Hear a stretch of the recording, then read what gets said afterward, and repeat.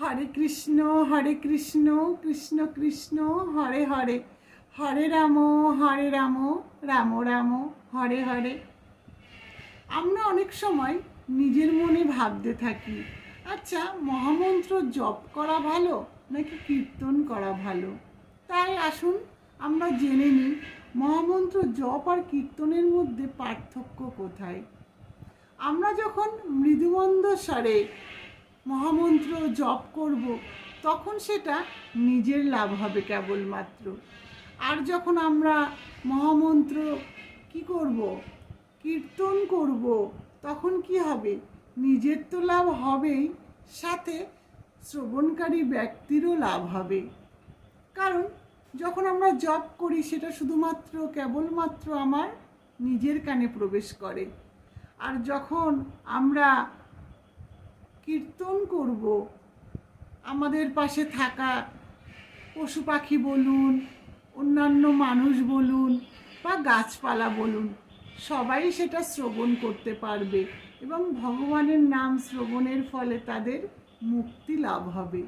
কারণ পশু পাখিরা তো কথা বলতে পারে না, গাছপালাও তো কথা বলতে পারে না, কিন্তু তাদের তো জীবন আছে। তাই যদি আমি কীর্তন করি, নিজের লাভ সাথে শ্রবণকারী লাভ হবে। তাই জপ আর কীর্তন দুটোর ফলই এক।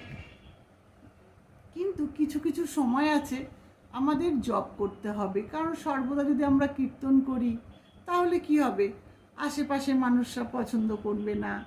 বাড়িতেও যদি শিশু থাকে, ঘুমিয়ে আছে, কীর্তনে তারা জেগে যাবে। তাই বলবো জপ অবশ্যই করুন, পারলে কিছু কিছু সময়কে বেছে নিন কীর্তন করার জন্য।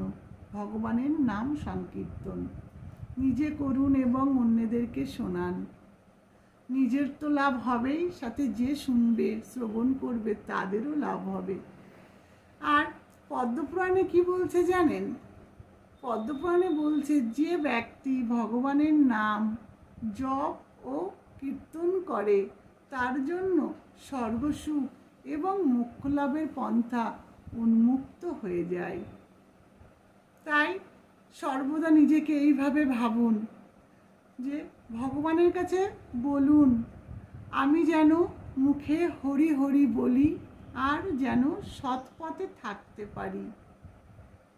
অন্যের উপকার করতে নাও পারলে যেন তার ক্ষতি না করি। কারণ জ্ঞানসম্পন্ন মানুষ আমরা, সৃষ্টির সেরা জীব। এর মানে কি, আমরা বলতে মানুষের বিচার বিবেচনা এবং বিবেক বোধ থাকে, কিন্তু অন্যান্য পশুদের মধ্যে থাকে না। তাই আমরা সৃষ্টির শ্রেষ্ঠ জীব। তাই আমরা মানুষ হয়ে যদি ভুল করি, অন্যায় করি, সেটা কখনোই ক্ষমার যোগ্য হবে না। তাই বলবো যে অন্যের